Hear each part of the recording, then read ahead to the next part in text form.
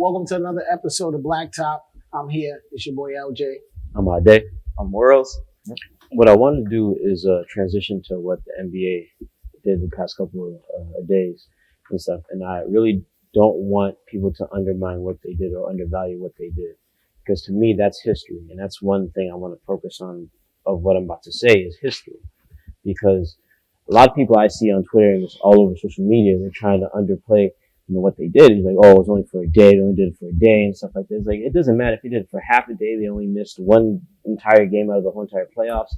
What they did was so significant in our history because not only did they miss games, but that also ruined it for sponsors, for the league sponsors, for the TV sponsors, advertisement, commercials, halftime shows, all that stuff. It ruined a lot of corporate money. So what they did, I hear people saying, oh, if I was a millionaire, it wouldn't hurt me to protest, miss a game for a day. It doesn't matter. And a lot of these players aren't millionaires, first of all. So a lot of these people have non-guaranteed contracts, stuff like that. They might not even be making that much, especially after the season's over, and they're risking their contracts because, if they're seen on the front lines protesting stuff like that, an NBA owner or NBA GM can be like, oh, I saw him doing this, such and such. We're going to cut him after the playoffs is over. So I'm not trying to hear that, oh, they're millionaires, so, they have the leeway or they have the freedom to do this stuff. Like, no, that's ridiculous that you would even say that.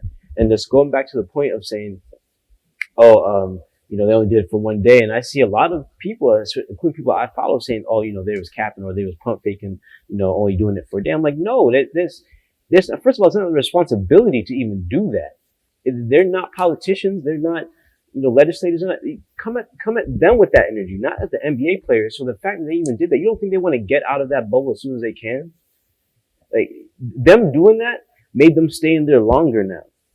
So it just prolonged the playoffs. So you actually think these people haven't seen their family, their girlfriends, their kids, all that stuff in all this certain amount of time. You're trying to say, oh, they only did that just for face. They only did that just to, try to, look cool and stuff. Like, no. Milwaukee started it first, obviously, because it started in Wisconsin. So props to them for starting a huge wave that rippled through the NFL and to the MLB. This wasn't just some little facade or little fade that they were trying to do to get a little bit of attention. To me, that's ridiculous. This is history. This is history. Why? Because dating all the way back to earlier years in the NBA, Craig Hodges was a great NBA player, one of the best perimeter shooters in the game. He talked about it. He just released a book not too long ago. I want to check it out. He talked about he was trying to protest back when they were doing with the same exact thing. Back in the day, he was trying to get Michael Jordan, Magic Johnson, all these players. And when the NBA heard about it, they blackballed him. They cut him out the league. He was still had a good amount of years left, was one of the best shooters in the league. Phil Jackson, a bunch of people, he even filed a lawsuit against the NBA because of that. And he got blackballed. He got shut out the league. Another player, Mahmoud Abdul-Rauf, one of the best. People say he was Steph Curry before Steph Curry happened. Even Phil Jackson and plenty of other basketball minds say that. He was Steph Curry before Steph Curry happened. Mahmoud Abdul-Rauf, he got blackballed from the NBA trying to protest and stand up for his rights. And so the protest didn't even happen. They were trying to do this stuff years ago, and it didn't even happen. And just fast forward to now, Colin Kaepernick, he does it during a game. He protests during a game. That's a significant, upgrade from trying to do it and just getting blackballed outright from protesting during a game, actually, and then getting blackballed. Even though they both were shitty outcomes, it still was progress. So now fast forward to this past week, we have them actually missing games, like literally missing games in a pandemic where a lot of people are at home and they want to watch these games. They missed out on games. And I don't think people are realizing the factor because so many sponsors rely upon watching, especially because they're playoff games. So you can't say, oh no, especially black people. I see a lot of black people saying this and it hurts honestly because it's like, this is history. Like 20, 30 years from now, I'm going to look back and tell my kids, my grandkids, like, yo, this is what the NBA players did. Because right now they're going to set the standard because you kind of touched on it earlier. You can't touch on, you can't try to fix things in this one day. You can't just fix things overnight. So the fact that they even did this for one game or a couple games is going to set the standard. So hopefully next time when this, unfortunately, it may happen again. When it does happen again, we can miss multiple games or we can miss a season, stuff like that. So a lot of this is progress. So that's my big thing. And, this shout out to the NBA because they started a whole new wave and hopefully this sets the standard for future protests to come. Yeah, I think when you look at it, now that we transition into the NBA, they resumed the season after numerous sit-outs, right? And these sit-outs kind of got them to the point where they wanted, or administratively, leadership just said that we're going to convert arenas into polling stations. So that was one good thing. So now, I think everybody can say that they know where their arena's at in their state. So now they can go and vote there, right? And hopefully, these arena leaderships, the NBA leadership, will work with the polling administration or the voting administration to ensure that votes are calculated safely, votes are calculated accurately, right? In addition to that, creating arenas into polling stations, they also decided to create a social justice coalition. So that is a good start with players, owners, as well as coaches and administrative members. That is key right there. I'm not saying that, I always tell people, what is a social justice coalition? Is that just, I like to say sometimes a venting session, right? Are you going to just sit there so they think you're listening? So I think players have to be, they have to make sure that they're vigilant and understanding that, are you just listening to me? Or are you actually taking my ideas? Are you actually taking my problems and saying and creating solutions? That's really the goal, right? You can have as many committees as you want, but when we look at committees and you look at any board of directors in these committees have a goal. They have something they're trying to achieve. So when you look at the social justice coalition that the NBA is starting, what is your goal? What are you going to achieve? Not for the players, because the goal is not the players. It's about social justice. So that change needs to be very much basically reiterated every time they go into that room, because what the owners, what the coaches, what the administrative people will do is they'll sit there and shut up and listen to you. So you feel good as a player. But in all reality, the change does not hit the grassroots. So players have to make sure that the changes that they're asking for, one, are in the interest of the people. So I think that's one. Two, I think players need to advocate to make sure that there are individuals from these communities in that room. Because no offense to any player in the NBA or the NFL or the WNBA or any league, the issue is this. You don't live in the community you grew up in.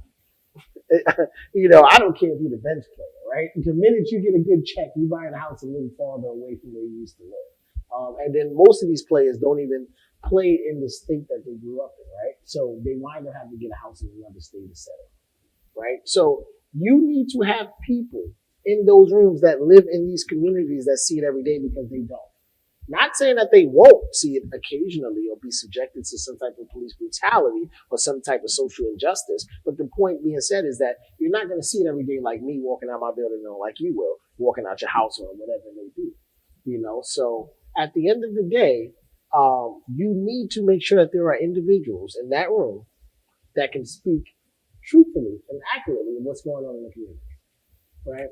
That's one.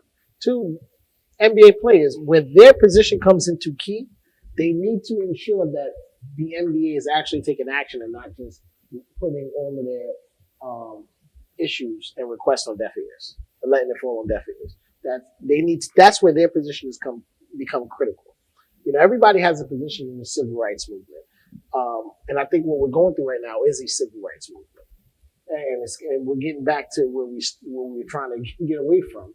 But we're going right back there. And I think the NBA players are leaders in their own. And they need to take that on and make sure that these plans are being actionably adhered to. And the NBA are actually doing that. All right. So I've been quiet for a little bit. What is the NBA defined as? The National Basketball Association. They're not an activist organization. They're not a political organization. They're not a news reporting company. They are strictly a sports business. But as Ade mentioned, they are taking time out of their daily operations to put an impact and awareness on social inequality and racial justice, not because they have to, because they want to, because it is affecting them. When 75% of your players are black, it hits them to the core. And the reason they're doing this is because politicians and police sheriffs and people who are in office aren't doing their jobs right. So now it puts more onus on the NBA players to do their jobs right for them, or to at least put an awareness for what's going on, because they can't seem to get it right. And the NBA players, they have a powerful platform. You have eyes of millions of people watching NBA players right now, especially during a pandemic. There's no sports going on. Everyone's really waiting for football to start, but right now all eyes are on basketball. And especially with the impact of social media, you have the top guys like LeBron James has hundreds of millions of followers on social media. I believe he has like just reached about 60 million followers on Instagram. So if you have all those followers and you're a big brand ambassador for Nike, they show that, you know what, you can sell shoes. LeBron's like, you know, if I can sell shoes, I can sell people an idea that this needs to be rectified, everything that's going on in terms of social inequality. And it's funny how players in the bubble are doing more of an impact than people who are in the front office. And the NBA players, they started a domino effect. Listen, those players are in Florida and they're doing more than people who are in power right now. They started a domino effect. You know, the MLB didn't do that first. They didn't boycott games first. The NHL didn't boycott games first. Give credit to the WNBA because they have been on the platform and voices of racial inequality just as much as the NBA has. But the NBA players, they did it first. WNBA and boycott games first. Major League Soccer didn't boycott games first. Tennis didn't boycott games first. It was the NBA because they said, you know what? This is our season. We're in the playoffs. We're tired of hearing the lip service that, you know, yeah, we have to come together. Let's talk about change. Like, no, we're tired of asking for change. This time we mean business. You know what? We're going to hit you with your pockets hurts. We're not going to play this game. And when you hit players, when you hit the owners in the pockets where it hurts deeply the most, that's when they start to listen. And as you guys mentioned too, now all 30 teams, arenas, home arenas will now be voting sites. So there's no more excuse for you not to vote this year. Yeah. In 2016, only 60% of people voted in the 2016 presidential elections. This year, there needs to be about 90 to 100%. And the players are themselves are putting the owner's feet to the fire. Like, listen, you guys have these connections. You mean to tell me that an NBA owner, say Michael Jordan, billionaire, he has to have some connections with at least somebody in office.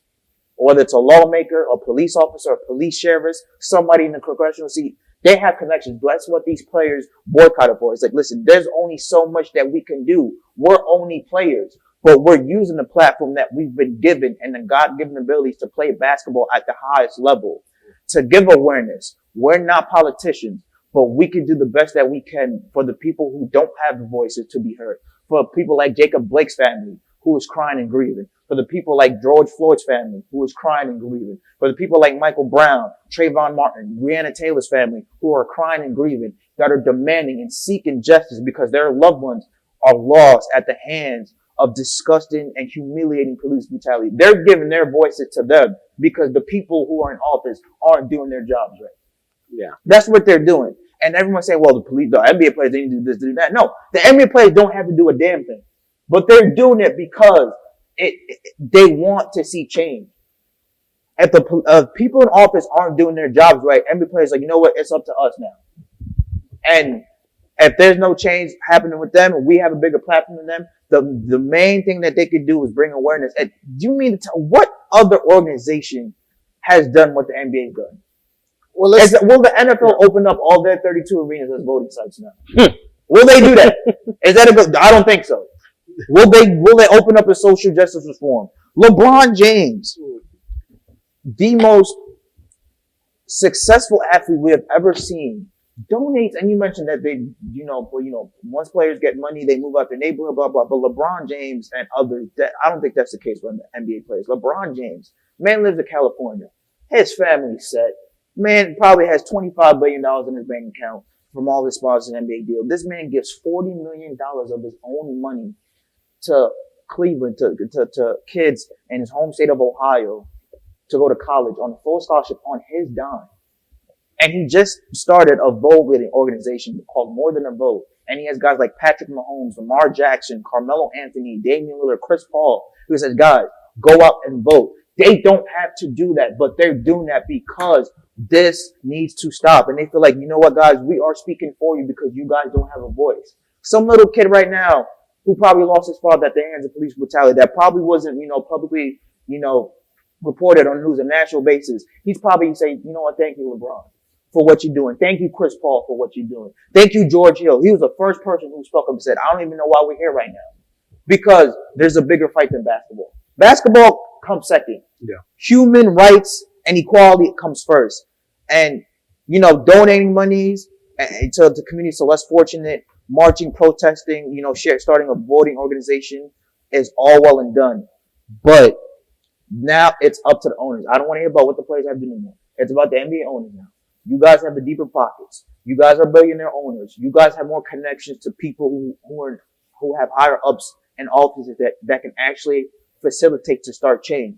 NBA players, I feel like, you know what, they did enough. They did everything that they did, boycotting games and doing that stuff. That's money coming out their pocket. There's less money that they could do to feed their families, a roof over their head. They're doing it because other people don't have the common sense to say, you know what, I need to do this. And so, you know, money is the root of all evil, is all expression, but money is also the root of power as well. And I've always been this, the NBA has been you know, in terms of social inequality and social justice, racial injustice, they've been the forefront of everything because of its players, because the players have the power. The owners don't have the power. The players have the power. We don't watch NBA games to see owners and referees. We watch them to see the stars, like the Kawhi Leonards, the LeBrons, the Chris Pauls, James Harden. And that's what the NFL needs. They need to find some way, the players need to find some way to take that power back and like, you know what? NBA players are doing it. They're doing it too. They just don't have the same platform that the NBA players do. But the players don't have to do this. But they're doing it because, you know what? This is something that is wrong. And they're saying, we need to make amends to this. This needs to be fixed. So that's your position. Yeah. Players don't have to do you. They don't. No, let me tell you something. When they sign their contract, isn't it in their contract that they have to advocate this is for why you social have to justice? do it. Why? Forget about a contract. Because the individuals that's buying your shoes, the individuals that is making sure that you have a name like LeBron James, right? That you have a name like Kawhi Leonard, that you have a name like Chris Paul, that you have a name. And when I say have your name, is the individuals, right, that have been watching from high school. That's black individuals. That's Spanish individuals. That's Asians, right? People that love basketball. We love basketball. We're probably, you know, white people love basketball too, but we love basketball. We're a higher view percentage. So at the end of the day, you have to do this for us because guess what? If they're killing us off and you have a platform that you can actually sit up and make change and you're not doing it, you're not being socially responsible. Hold on. Go ahead. No, so you said they have to do this. What about Jay-Z? I didn't hear Jay-Z say anything. He has to do it, but I'm going to say this much. We know what to expect from Jay-Z. I'm sorry. Jay-Z has never been vocal. His career has never been vocal on these issues. So why don't we criticize Jay-Z just as much? Because I don't hear I love Jay-Z slander. We do criticize him. I haven't heard enough. And I think this is one thing I do say. We should criticize him more. Now, the difference with Jay-Z is Jay-Z says, well, look, this is how I'm working with the NFL. This is how I'm working with other. Now, do we have anything to go against that? No. So we have to support him. Great. At the end of the day, should we believe everything that we hear? No, absolutely not. And I say that for any American. You should never believe everything you hear. You should do your own research. We don't see enough of what Jay-Z's doing, and that's the reason why we should question it. Period. And this is not just Jay-Z. This is anybody. This is the rappers. This is the NBA players. This is the NFL players. This is the WNBA. Because guess what? The people that's supporting you, the people that's buying your shoes, is the same individuals getting killed with them on. The same individuals getting pulled over with them on. The same individuals that's being searched and stopped and frisked with them on. See, you're right. They should. They don't have to. They should. There's no right that they have to do this stuff. But the fact that they're doing this, they're spending their own money that they worked their whole life for. They worked hard for that. So they shouldn't have any obligation to fight for it. And I'm not trying to say that they shouldn't or anything like that. They should, because obviously what you said, you're not wrong. I'm just saying they have no obligations. And they should have every right to keep all the money that they have. You know, they worked hard. A lot of them worked from the dirt up. And they should be able to keep all that money for themselves if they really wanted to. Let's be honest. You wouldn't have that money if it wasn't fans that look like us. Because at the end of the day, the last time I checked, fans make basketball. Because if basketball, I'm going to tell you right now, let's be truthful, truth be told, is if fans treated doctors the way that fans treat NBA players, doctors would be getting paid $50, $100 million a year, right? Let me just say that. Doctors would be paid that. Guess what? A lot of NBA players would want to be doctors, not NBA players, right? So the point is, your fans create your value. For you to feel, and this is not to knock anybody, because there's a lot of great NBA players that's doing a lot of great things, from LeBron James to Tim Duncan at one point, and a lot of these guys are doing some great things. But the point, what I'm trying to say is, back to your point, is it is their responsibility. It is their social responsibility to ensure that the people that are investing in them they're using their platform to invest in us. And that's their social responsibility, because guess what? If we stop watching your games, if we stop coming to them, how long before you don't get that contract? But the point is that we won't. if the players were to... we get to that point as a collective, I like to say right now, how these protests and demonstrations are making individuals, minorities, become collective bargaining agreements, kind of like a CBA. We're kind of working in the interest, and even though I might not 100% agree with your perception or your view of something, I'm going to support you because I realize what's happening to you is not right. So we're coming to that part where we're supporting each other, and it could be to the point where people don't show up to stadiums. So back to your point is, it is a social responsibility of these players and the NBA including, because the NBA's ticket sales is made up of people like us. The NBA advertisement is advertised to people like us. So guess what? It's your social responsibility to ensure that our vested interest of life, which is something we shouldn't have to be that invested in, is something that should be given to us, is justice. That's something that should be given to us. But our vested interest should be your vested interest. And if it's not, then I should not support your organization, period. But you see, you said it is their social responsibility. But like I said before, when they sign their contracts, they're signing their contracts to be a basketball player. They're signing their contracts to score points on the court, to grab rebounds, to win the team championships. They're not signing contracts, hey, you know what, I'm going to participate in social inequality and racial injustice. No, that's their side. No, that's wrong. Last time I checked, you talk about, well, the fans pay the play. No, the owners pay the players. The owners are the ones who have the deepest pockets, majority of them. You could say, well, some of it comes from tickets. Most of them. Who cuts the checks? The owners do. When you cut the check from tickets. But some of them, okay, but what about broadcasting? What about broadcasting rights?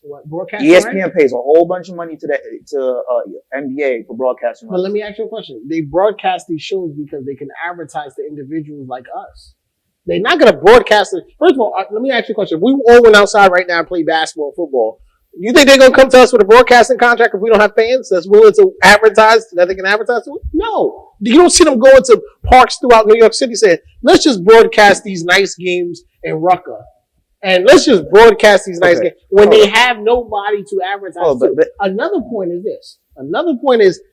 These players do have social responsibility in their contracts, because if they didn't, they wouldn't be getting let go of their contracts when they do violent acts to whomever. Right? What happens when they have bad publicity? Do they not get out of these contracts? Are they not penalized financially? So you're trying to tell me that they shouldn't take the same approaches that they take when it comes to them hitting somebody, them being violent to somebody, them actually saying something on camera that could jeopardize some type of fine, or them being subjected to some type of fine. They shouldn't use those same abilities to say, hey, look, I should protect the same people that came to high school games and supported me, that came to my college games and supported me. But now that I'm in the NBA, listen, guys, I just signed this contract. Nothing in it says, hey, worry about the black people, but you got me here. But let me say, hey, listen, I'll see y'all on the other side. That's not fair. No. And my whole point is that you're right. I'm not trying to say that they shouldn't have a responsibility or they shouldn't stand up for us. What I'm saying is that they don't have to do that. And one huge example is Michael Jordan. You even saw it in the documentary. He didn't give a damn about us. He didn't give a damn about us. And and people still love him, adore him to this day. So we don't have to they don't have to stick up for us at all. They could still keep on playing and not be quiet about all this stuff. If they didn't do anything, they didn't say anything about all the protests and stuff, you're not going to see a huge downfall in viewing. We still going to watch. I wouldn't say me, but people are still going to watch those games. We're in a different age. We're in a different generation. I'm sorry. These young people, not just these young people, because we're young. These individuals like us in our age range, they're not our elders. And our elders did a great job. It's not to discredit them. We have taken a different approach. We don't need to wear Michael Jordans no more. We don't need to have LeBrons on anymore because we understand our value economically. The young people? No, listen. They trust me. There's a lot of young people when it comes to the fight of understanding the social injustice that's going on in our communities. And I hope that parents out there are still preaching this to their kids as well. They understand that it is a bigger problem right now. They understand one thing, that look, we're fighting for something much bigger than us. So if it means I don't need another $200 pair or $500 pair of Michael Jordans, then I don't need it. Do I like Michael Jordan? Absolutely. I love this sneaker. But if you told me, if I didn't see Michael Jordan doing any efforts, and no offense, Michael Jordan does a lot financially for, just like like LeBron does, just like Jay-Z does. But let's just say if I did my research and I said Michael Jordan's not doing anything for black people, he doesn't even care about us. He's not even coming. You think I'm gonna buy another Michael Jordan shoe? Probably not. So my problem is this: we're in a different generation. We're demonstrating a much different way than was done previously. Michael Jordan got away with that, if that's how you want to say. But these new days, people will walk away from wearing a pair of LeBrons, from wearing a pair of Kawhi Leonards, from wearing a pair of Kevin Durant's, if we don't feel like they're on our side. And we should. And if they're not doing it, let's just say that people are not, they're willing to buy these shoes, then those people need to wake up and those people need to stop investing in somebody that's not going to invest in you. That's it. Oh, go ahead.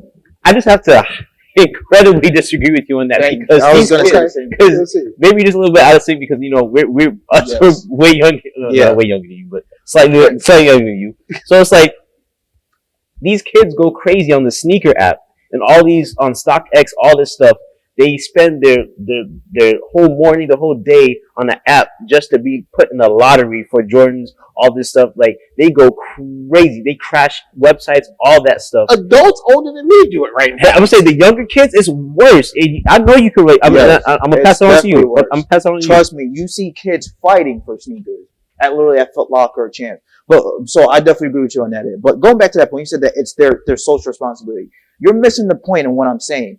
It's not their social responsibility to fight for social injustice and go out and protest with the people. It is a responsibility to be a role model because you have millions of viewers looking up to you like little kids. It's like, hey, you know what? This guy's a good player. He's a good ambassador on and off the court, off the field, whatever sport that they play. But nothing in their contract says that they have to go out and fight for social injustice. What is a role model? They're doing. What is a role model? Let me finish. So let me ask you a question. A role model is a what? Is it an example of something? Okay. It's an example of something, right? And the example of something comes with time. So as times change, you have to change who you are as an example. Because guess what? You don't need to be what you were yesterday, and you might not need to be what you are, tomorrow. But the point is this. What I'm trying to say to you is, as a role model, you have social responsibility. Like, right? I don't want my role model. I don't care what age I am. I'm not that much older than you, but I don't care if we were 30 years ago or 10 years later. I don't want my role model watching people get killed. That's not a role model to me, and not saying nothing. Because you know what? You don't have to be the toughest person to say something. And nor am I saying that these people have to go on demonstrations or protests. Now that's something different. I've never said they have to go out there and fight cops with us. But I do say you have a voice. We gave you a platform. You're taking Hold on a second. No. We gave them a platform. Let's be real. We gave you a platform. We're also and with that platform, we have to be honest. You don't know what's going to happen tomorrow. We didn't project that this is going to happen over the next 10 years. We can't project that all of this is going to occur. But when we gave you that platform, because you had interest in us. The same way we do with the president, and that brings me to the president in a second, but the same way we do with the president, he should have an interest in us. They don't. Not a lot of them have interest in black people. So it's not his players. Let's just be honest. We have a lot of presidents that have not supported us. Let's be honest. Mm-hmm. Right. Let's be honest. I know you're ready to go, but let's be honest. Let's be honest. So it's not just NBA players, but my point to you is this. NBA players, not just NBA players, any celebrity that has gotten the support, unless you're a celebrity that can clearly say, my fan base is purely white, so you're not of interest to me, then you know what? If you have a fan base, whether they're 15% or 100% of your fan base, and we gave you a platform, any minority, any Latino, you need to use your voice at this time, because guess what? We gave you a platform to reach people. We don't want you to jeopardize your money, and saying something won't do it at this point in time. But saying something goes a long way to hear when you hear J-Lo say something, when you hear a Jay-Z say something. Now, I would hope that, my opinion is I would love to see Jay-Z speak more. But at the end of the day, do I expect their frequency and the amount of information they get out to be at a level that I would like to see? I can't expect that from you. But you got to say something. See, I'm gonna pass on you real quick, Wills. What I'm gonna say is, and again, I want to say that what you're saying is right. They should stand up and all that stuff, but we shouldn't force them and be like, oh yeah, you damn right you should stand up first, and you damn right you should do that first, because I feel like you're gonna regret what you wish for. Because we'll just use one example. Michael Porter Jr. He said some incredibly ridiculous things about these protests. I don't know if you follow him on Twitter or anything like that. Yeah. About the whole COVID and all that stuff like that. There's certain players and there's certain celebrities. Even I'll even give you a rapper, NLE Chopper. He said the best thing for us to do is to meditate instead of protesting right now. Well, Terry Crews says some wild stuff. That's what I'm saying. So my point is that those aren't people we should invest in anymore. Well, okay, here's my point though. Is that we want them to stand up for us, but we shouldn't force them into a place to have these public statements, because they can end up saying something very dumb and just make us look bad. No, see, that's different. That's different. First of all, I can't control you in making any statement. If you are going to make a statement, I would hope to leave is something in the interest of the cause. People like Terry Crews saying what he said, we can't stop those type of individuals that have I don't even like to discredit their perception, right? I don't want to discredit. That's their perception. That's how they perceive information to be. I can't discredit them. What I can say is probably not reality. That's all I can say. And I can't say you tell them not to say something, not to say. But do you think I will go watch another Terry Crews movie? Probably not. He'll have to be like a guest actor or something on the scene. Do you think I will go watch certain actors that don't support? Like, it's not about just black people. Just any actor that supports inhumane behavior, I'm sorry, I would not go and watch another movie for you, because that's just inhumane. I wouldn't want to see what's happening to these African Americans that happened to a white person. I wouldn't pray it on any white person. I wouldn't pray it on any Latino person. I wouldn't pray it on any Arabian person. I wouldn't do that. So the point is, if I wouldn't want this to happen to anybody else, the reason why we're fighting for it is so it doesn't. So it's bigger than just saying. Sometimes we're the cause of it, right? We're the reasons why we have to fight, because it's happening to us right now. But the reason why we're fighting is so it doesn't happen to anybody. We have done that since the 1960s. We have done that since the 1940s. With the Civil Rights Act, we have put so many things into the Civil Rights Act so white women will be just as equal as any man on this planet. They gained those rights during the Civil Rights Act, right? So black people have always fought for the rights of equal among all groups. We have always done that. All I'm going to say is, me expecting you to stand up and voice your opinion is not just for black people, because everything we're fighting for is equality amongst people in general. Okay, because I've been quiet for a little bit. You said that we gave these athletes a platform. We did. So we gave LeBron James the skill to play basketball, or did he got that on his own? Did we put LeBron James in the NBA, or did he got that on his own through hard work? No. He gave himself that platform through hard work. The NBA gave him that platform because he's a great basketball player. That's number one. And you say, well, you know what?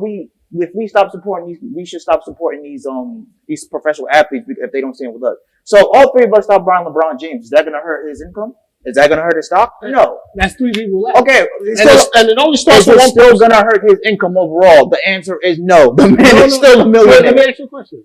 Back to your platform. Before we go there, I'm going to give it right back to you. I'm going to make this real quick, because we always say this. How many times have we said there is so many better players than Michael Jordan in the world that have not been noticed?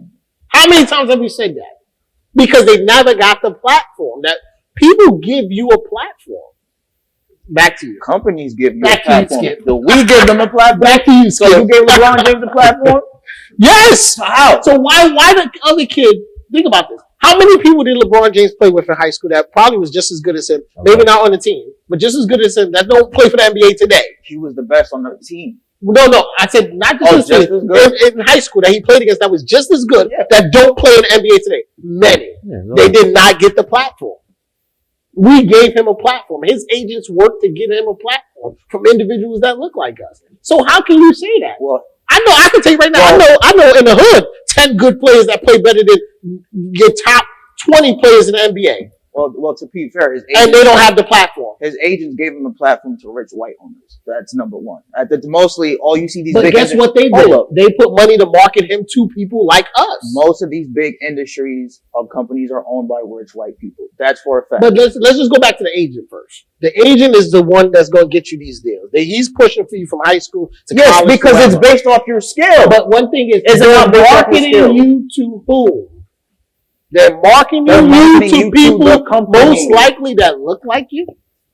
They're marketing you to most likely your college colleagues. When I say college, if you go to college as a basketball, they're marketing you to those fans that's going to come to those college stadiums that are in your age range. Hold on. Let me ask you a question. So when they market you, because when they market LeBron James, they base it off his skills on the court. Hey, LeBron, you're a great player. They market his skills on the court. Yes or no? Do they market it? But LeBron, we want you to we're going to market you to these group of people, but you also have a responsibility to fight for social injustice. Is that part of the deal? First of all, if I Is that part of the deal? Let me tell you something right now. If the show has 100,000 fans, that's white.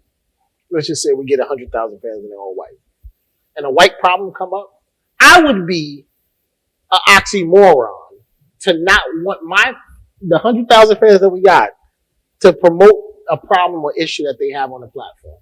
I'll be an issue. I'll be an idiot. Now I'm going to tell you this much. I might not agree with it. So what I might promote is say, hey, well, I don't agree with this part, but I agree with that part. Now, I'm not saying that he has to agree with every single part of these issues going on, but I do agree that your voice is what's needed. And I just think with these issues, it's so black and white. It's not like we're looking at all this information and have to decipher it. You are killing people. There is no way. I don't even need to think about. And then the way you're killing people, and it's on camera. This is a black and white situation. There's no gray area here. Wow. And that's the problem. I hate when the cops and I hate when individuals try to put a gray area. You need to speak up. Because guess what? Your fan base, the people buying your shoes, are people that look like you. Well, I know. When LeBron James was marketed, so as part of this, did he have to speak on social issues, or was it just based on Kawhi Leonard? Yeah, he was quiet. Because I don't see Kawhi Leonard. We didn't find out about Kawhi because remember he was a second round pick. Yes. I don't see Kawhi Leonard market him until he got. Thank you. To the point but think about this too. He was a second round pick. First of all, he was promoted to somebody. So whether you're second round or not, you're promoted to somebody. Two. Now, when you marketed Kawhi Leonard, of course, he was marketing the majority of the time in the Spurs, right? So they marketed him. But when you look at the fan base and people that's going to buy your product and your service, because that's really what an NBA player does. He has a service, not a product, right? His service is his skill set that he brings to the court that we love to watch. Yes. Everybody has a skill set. My point is this: you have a skill set. Yes. It's up to your agent to market you, and which he's going to figure out which is your fan base, right? And he's going to say, okay, world's fan base is this. Now, guess what? You have an interest in your fan. You should be listen to my word. You should be as invested in your fan base as they are in you. That's what I said. I said you should be. But I agree with you. You don't. No, this is different. You should be. I'm just telling you what I expect from any NBA player. I expect you to be invested. So hold on. You should do the same thing for MLB players, for NHL players, for WNBA players, for MLS players, because you're not holding the feet to the fire the same like them. Because the NBA has NBA has always been on the forefront, the first of social issues. Let's say but MLB has never said anything until NBA did. Let's say MLB. One thing I give MLB credit for is those Latino players. They do put a lot of money back in their communities and they speak up for Latino issues in these countries. I'm not taking it away. I'm not saying it's not. What I'm saying is they do it. So let's not discredit them. But they do it.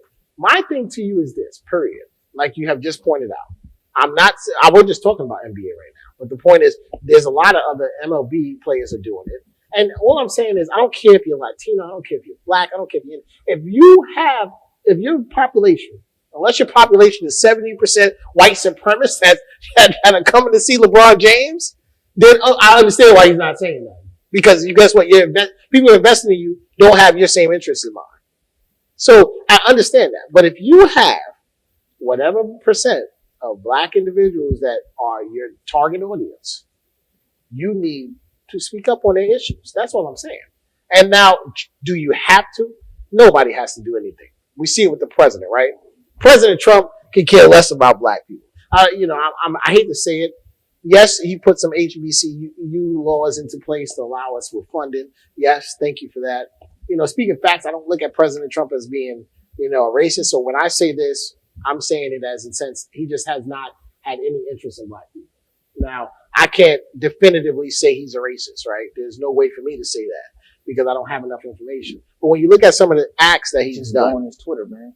Well, Just look at his Twitter. Well, some of his acts just seem, like I said, I'm not a supporter nor am I. I'm just playing devil's advocate when it comes to that. Yeah. And no offense, what I say is why I think he doesn't have interest in black people in general is because of the Central Park Five, right? His renting practices. I look at before you became president. Now, do people change? Absolutely. But I look at before you became president, how did you behave with a group of people? That's how I judge you. So he doesn't want to support the NBA now because they're supporting these issues. He, at the end of the day, when you look at it, the book with John O'Donnell, right? He was saying that Trump was basically saying he didn't want black accountants. He didn't want them counting his money. He hated it. Stuff like that. And if that is an accurate statement, which I don't doubt it is, but, based upon John O'Donnell, that was an accurate statement. So, also, he wanted to restart the Trump, the fourth season of The Apprentice with groups being black and white. Stuff like that it lets me know you probably don't have the interest in his immigration policies, right? So him not supporting the NFL nor the NBA players, those things make me, because his actions are saying different. Those would make me think he has some type of racism in him or stereotype in him that would prevent him from being impartial when it comes to Black America. And that's why, it's big on voting and getting individuals like Biden into office. Whether we agree with everything Biden does, right? But the point is this: who are we going to go with? And do you want to go with the evil or go with something that could possibly be a little better? And we need to make those changes. So, but I will tell you that anybody that invests in you should have some vested interest in their well-being. And you have to. So, for example, a lot of people listen to Drake, right? He's one of the top 5 streams on Spotify. Mm-hmm. What is he? Has he spoken out on racial inequality recently? Because I haven't seen it. But yet people are still listening to him. He said some statements, though. But has he been outspoken just as the NBA players are? Because people are still listening to him, but it's not his obligation to. He has a moral right. There's a difference. Obligation and moral right. But there's a difference too. Like, I'm not saying that you got to go write 10 paragraphs every day about racial inequality. That's not what I'm saying. So speaking out could be in many different forms, right? Some of these people are in the protest, right? There's a lot of, for example.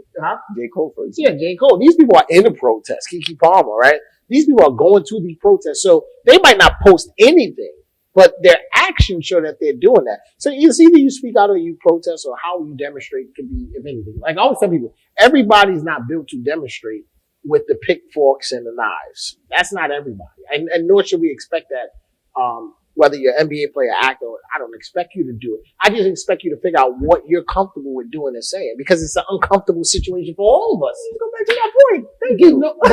No, your point was that you said they don't have the obligation. They do have the obligation. They have a moral right. They don't have an obligation. You have a social responsibility to do it. So we have to hold everybody from every organization player feet to the fire. Absolutely. But I haven't heard you say that. I haven't heard you say that. We're talking about NBA right now. Hold on. I'm talking about, if you say about the NBA, it's got to be the same with every other organization. But listen, right now, because they've done the most. Have they not done the most? I'll be getting on those players. But have they not done the most? And the funny thing is, I don't just get on the black players. I'm getting on the white players. But I'm getting on, because guess what? When you're on a team, the individual that if I'm a white player on the team, and it could be that it's 70% white and 30% Latino and black. The point is, I'm going to support you because you're my teammate. And a lot of the nicest and the best players are the ones that's Latino. Answer this question. Have they not done the most out of any organization, the players, NBA players? Absolutely. Okay, thank you. Let me ask you a question. But there's a difference, though. The thing is, you can't compare bad to worse. And we got to stop doing that. I don't think that's bad. Back to my point is this. They're not doing bad. I won't say that. The NBA is not doing bad. Just be careful what you compare to something else. Because they're the only ones that doing the most. They started it. They started the boycott. If they didn't do it, these other organizations would not have boycotted games. I agree. But what I'm saying to you is this. If these other organizations aren't doing anything, how are you comparing them?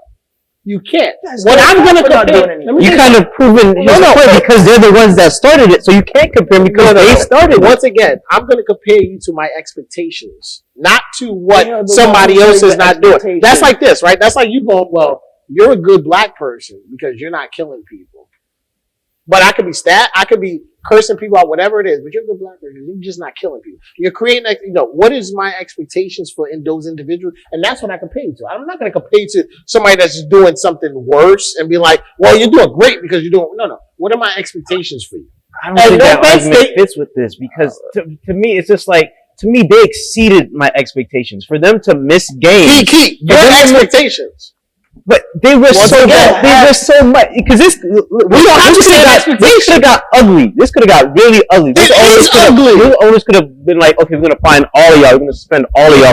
They could have got ugly. They really let me ask you a question. Wait. They do that. Let's put it like this. First of all, if I don't want to play now and then you suspend me, do you think I'm gonna want to play any more for you? No. Guess what? I'll sit out until you get rid of my contract now. But some players don't have that leeway. Your argument is that the owners could do what they want with these players. And I'm sorry, the reason why the owners cannot is because when you have a collective group taking an approach, you no longer have the same benefit you have with the NFL, the owners have more power than the players, do they not? Once again, the owners are it because you're jumping back and forth. We're talking about the NBA right now because you went to the NBA. I'm using it. Now, if we go back to the NFL, we see what happens. It's the vice versa in the NFL. Well, NFL is now the players are doing it collectively, right? So we see a difference. But when they were not doing it collectively, what did they do? They dropped them, right? They're like, all right, we'll miss every game now. We don't need you. We can blackball you. You can't do that with every player. That's what I'm saying. NBA just was one thing again. Back to his point that some players can afford that luxury. I think y'all say someone who's just like a last pick in the draft and they have a salary base of $200,000. They need all that money to put food on the table. What were your expectations? Let's go back to the point before we go to my expectations. We'll go back to the point. The point is this, right? One is that the people that invest in you need to invest in them. That's one. That's one point. I don't care who you are. If we gave you a platform, now does that mean that you have to? No. What does that mean for black people though? That means that for those individuals, whether you're Latino, black, whatever you might be, that means that you should not invest any more of your time and money into that person. That's what that means. If I gave you a platform where you're no longer investing in me, I don't need to invest in you. And it's only a matter of time before you go downhill. That's another point that I want to put to you. That's fair. My expectations is this though. That if we are investing in you, that you say something and you actively say something. So you don't just say something once something comes up. You let us know that you have your pulse on this and you're willing to speak to people that we can't touch. That's what I'm saying, because guess what? We put you in a platform that you can go talk to an owner that wants to listen to you, that won't listen to you. You can go talk to the president maybe. You can get the president on the line. I can guarantee you right now, if 100 NBA players said, we're not going to play until we speak to the president will find his way down there because guess what? Those owners, they got too much money. Yeah. First of all, think about it. Some of these owners own FedEx, and so you want to do you think the president, he can't get to the president, whether it's through the president's people or through his own money? He probably know the president personally. He can just, hey, Trump, do me a favor. You making this happen. It's a different conversation. That's my point. Because now there's certain situations I would never expect a celebrity to just jump the gun to, right? We've seen it with Jesse. I can never pronounce his name. Smollett, I didn't expect, even though they did a great job of jumping to it. It was just, it was a little shady on what was going on there. 2:00 in the morning, bag of hats, and all of this stuff happened to you. I'm sorry. You're in Chicago. You got shot, cool. I expect you to get shot in Chicago. I don't expect you to get jumped by MAGA hats in Chicago at 2:00 in the morning. But the point is, it's you have to, we can't expect, my expectations is high because we can't expect anything less because guess what? That's our lives when we do. And that's why I'm saying, my thing is I'm not going to compare the NBA to what the NFL is doing. Nor am I going to compare the NFL to what the NBA is doing. I could just say, well, who's doing a better job? Yes. But ultimately, what is your expectations for and I use this loosely, but your politicians, your leaders, what is your expectation for them? Because if I want you to lead this, that means I need you when you're in a room, and it might be only you in that room, and I need you to speak up on an issue. I want to make sure that you're going to speak up on it. And will they do that? I always say it could not be police brutality. It could have been drugs in our neighborhoods like back in the days. What if the NBA did this back in the days when the drugs were hitting our communities at the pace that they were? Maybe we wouldn't have this issue with drugs in our communities at that time with crack and coke and heroin. Look at when, you have heroin in the white community, opioids in the white community. It's a different conversation with those activists. These white activists are standing up for their communities and the people that look like them. I'm not saying that you have black ones doing it. You have white ones doing it. You have Latino ones doing it because they realize it's a pandemic because guess what? People are collectively seeing that. That same energy needs to be brought to every issue in the black community because we've been dealing with it for 400 years, So why should we have to continue to deal with it when we now have representatives, whether in the NBA, MLB, NHL, NFL, WNBA. I don't care where you at. You somewhere. Somebody where you at. Y'all need to get together and y'all need to figure this out. I don't care which league you in. My concern is that you have a representation that you need to stand up for and help us. And no offense, we don't have that voice. I just have one last final point, and just to conclude everything. We really don't disagree with each other. I think we just kind of maybe our expectations are just where we view certain things slightly a little different, but I don't disagree with you. I don't think NBA players should just be chilling. So I'm just saying, they just work so hard and there's just so many factors. To me, it's a process. It can't just be, okay, we just shut down everything because there's just so much, cause corporate, corporate worlds, they move so shady. So if they just say, okay, we're just going to shut down everything. Okay, that would look good right now, but weeks from now and when the season's over, these corporate companies can come back and say, oh, we saw you do that, or we saw you do this, and so we're just going to remove your contract, or they're just going to blackball people. So that's why I'm saying. Let's come back to this point. That's where that investment gets reinvested because we come back and we say that's not going to happen. Well, it has to have that. We should have did that when Colin Kaepernick because he got blackballed. And we should have done that. That's what I'm saying. We should have done that. But guess what? We didn't. The sad part is, and I said the same thing. I said there's not enough black people standing up for what this man is doing. So we allowing them to actually be able to do that. But why? But why I say that? And you touched on a point. You said there's certain black people that are not speaking up. I think that would be the problem if we were just to be like, okay, we're just gonna shut down everything. I think there's gonna be certain players that are gonna be left out of certain groups and be like, hey, what about me? LeBron can only pay so many people's salaries if it comes to that point, and it could very well get to that point. So what I'm just saying is that to beat systemic racism, I think you have to beat it through a systemic, process. It can't just be as we would like it to be overnight. We'd love it to be overnight because at the end of the day, we're all humans. We should be treated as humans. I'm not saying you're wrong. I'm just saying to beat a systemic racism, we have to have a systemic process or a plan through it because, it's funny. I have a lot of white friends who have this, their family has a certain memorabilia, a certain thing that gets passed down from generation to generation to generation, or a lucky sock, a lucky bat, and stuff like that. So when you have that and you have something that gets passed down to generation, what makes you think, racism can't be passed down, generation to generation throughout history and stuff like that? So that's why I say it, and you just look back at it, there's certain neighborhoods, at Black Wall Street and stuff like that, when we tried to build our own thing, it got shut down just like that, wiped out.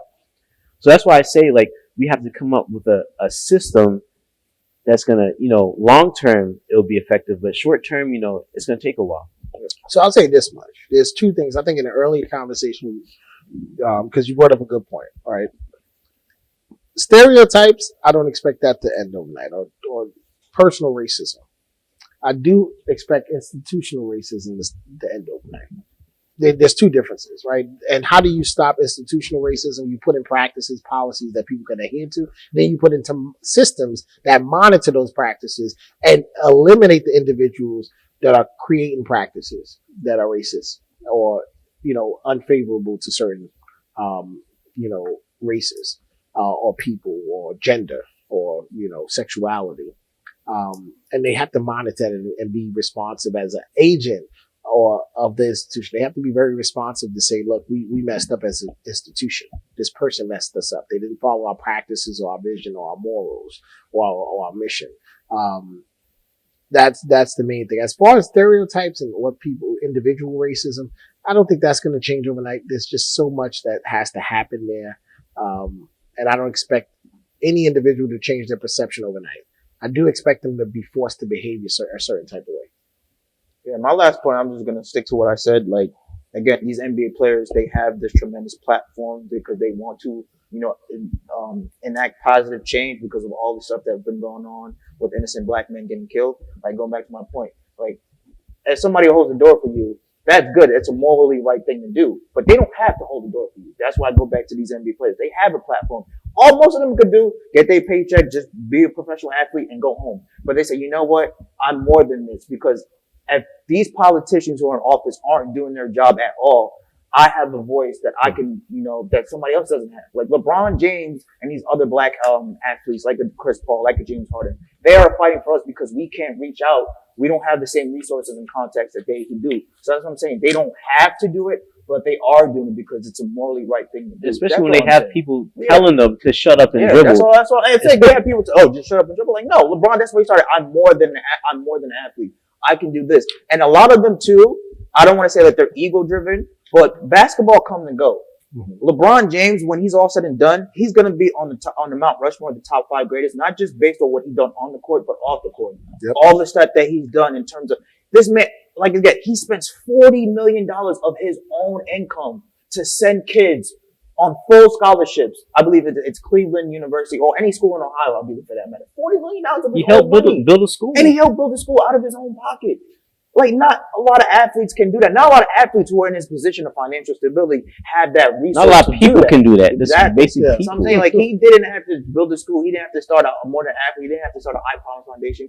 But he did it because he's like, you know what? I was that kid in poverty. Nobody helped me out, but I'm going to be the one to start changing positive change. That's all I'm saying. It's just morally right. It's morally right. It's not obligated, but it's a morally right thing to do. And you have such a powerful platform. Some of them, if you don't use it to put a light on awareness, hey, that's on you. But the majority of them are, and you got to give them credit for that. Yeah. And also, WNBA, they don't get a lot of credit too, because a lot of the games aren't nationally publicized like NBA. They have just been more, if not like the NBA in terms of social injustice. Like the WNBA players, they've done a little bit more than NBA players done. And I got to give them credit for that too. And they have a lot more risk. They have a lot more. They don't have the same guaranteed contracts, the same financial stability as these NBA players did. And they've done the same, if not more, than what they're doing. So give them credit as well.